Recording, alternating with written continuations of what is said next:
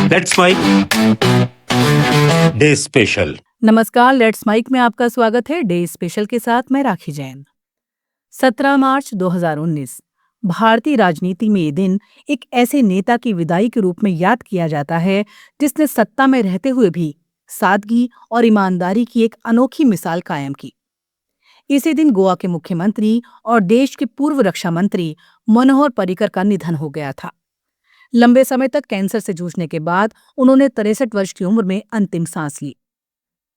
मनोहर पर्रिकर उन नेताओं में से थे जिनकी पहचान केवल उनके पद से नहीं बल्कि उनके जीवन के सरल और सादगीपूर्ण तरीके से होती थी। राजनीति में अक्सर सत्ता और विशेषाधिकारों की चर्चा होती है, लेकिन पर्रिकर ने दिखाया कि जनप्रतिनिधि होना केवल पद का नहीं बल्कि जिम्मेदारी और नैतिकता का सवाल भी है। पर्रिकर का जन्म 13 दिसंबर 1955 को गोवा के मापुसा शहर में हुआ था। वो पढ़ाई में बेहद मेधावी और देश के प्रतिष्ठित तकनीकी संस्थान Indian institute of technology Bombay से इंजीनियरिंग की पढ़ाई पूरी की।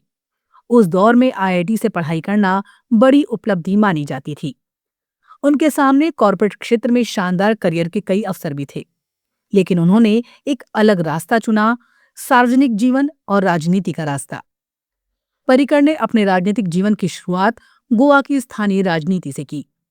धीरे धीरे उनकी पहचान एक मेहनती, ईमानदार और जमीन से जुड़े नेता के रूप में बनने लगी। वर्ष 2000 में वे पहली बार गोवा के मुख्यमंत्री बने। इसके बाद वो कई बार इस पद पर रहे और राज्य की राजनीति में एक मजबूत और लोकप्रिय नेता के रूप में स्थापित हुए। मनोहर पर्रिकर की सबसे बड़ी पहचान उनकी सादगी थी। मुख्यमंत्री बनने के बाद भी उन्होंने लंबे समय तक मुख्यमंत्री आवास का इस्तेमाल नहीं किया। वो अपने साधारण घर में ही रहते रहे। उनके लिए सत्ता का मतलब आलीशान जीवन नहीं बल्कि जनता की सेवा था। गोवा के लोग अक्सर उन्हें स्कूटर पर यात्रा करते हुए देखते थे। कई बार ऐसा भी होता था कि वो विधानसभा जाने के लिए सरकारी गाड़ी की जगह अपना स्कूटर इस्तेमाल करते थे। बिना किसी दिखावे के वो आम लोगों की तरह सड़कों पर चलते दिखाई देते थे। इतना ही नहीं, पर्रिकर को अक्सर बिना किसी सुरक्षा घेरे के चाय की दुकानों पर खड़े होकर चाय पीते हुए देखा जाता था। वो लोगों से सीधे बातचीत करते थे, उनकी समस्याएं सुनते थे। गोवा के लोगों के लिए ये दृश्य आम था, लेकिन भारतीय राजनीति में ये एक अलग तरह की तस्वीर पेश करता था। उनकी सादगी केवल जीवन शैली तक सीमित नहीं थी, वो अपने मोबाइल और टेलीफोन के बिल भी खुद ही चुकाते थे। सरकारी सुविधाओं का निजी उपयोग करने से वो हमेशा बचते थे। यही कारण था कि लोग उन्हें एक ईमानदार और जिम्मेदार नेता के रूप में देखते थे। नवंबर 2014 में उन्हें देश का रक्षा मंत्री बनने का अवसर मिला। उस समय केंद्र में गवर्नमेंट ऑफ इंडिया की नई सरकार बनी थी और प्रधानमंत्री नरेंद्र मोदी ने उन्हें इस महत्वपूर्ण जिम्मेदारी के लिए चुना। रक्षा मंत्री के रूप में उनका कार्यकाल नवंबर 2014 से मार्च 2017 तक रहा। इस दौरान उन्होंने रक्षा क्षेत्र में कई महत्वपूर्ण फैसले लिए।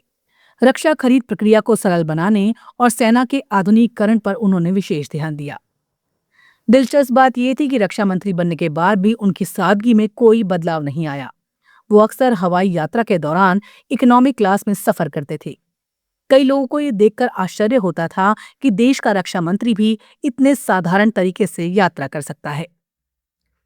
2017 में वो फिर गोवा लौटे और मुख्यमंत्री पद की जिम्मेदारी संभाली, लेकिन इसी दौरान उनके स्वास्थ्य में गिरावट आने लगी। 2018 में उन्हें पैंक्रियाटिक कैंसर का पता चला। बीमारी के बावजूद उन्होंने लंबे समय तक मुख्यमंत्री के रूप में काम जारी रखा। बीमारी के दौरान भी उनकी प्रतिबद्धता कम नहीं हुई। कई बार वो अस्पताल से ही फाइलों पर काम करते थे और राज्य के प्रशासनिक फैसले लेते थे। उनकी ये जिजीविषा और जिम्मेदारी की भावना लोगों को गहराई से प्रभावित करती थी। 17 मार्च 2019 को आखिरकार उन्होंने इस दुनिया को अलविदा कह दिया। उनके निधन के बाद पूरे देश में शोक की लहर फैल गई। राजनीतिक मतभेदों से परे कई नेताओं ने उन्हें एक ईमानदार और सादगीपूर्ण नेता के रूप में याद किया। आज भी गोवा के लोग उन्हें एक ऐसे नेता के रूप में याद करते हैं जो सत्ता में रहते हुए भी आम आदमी जैसा जीवन जीते थे। शायद यही मनोहर पर्रिकर की सबसे बड़ी विरासत है, सादगी से भरा वो नेतृत्व जिसने राजनीति को इंसानियत के करीब लाने की कोशिश की। डे स्पेशल में फिलहाल इतना ही। देखते रहिए, सुनते रहिए लेट्स माइक। नमस्कार।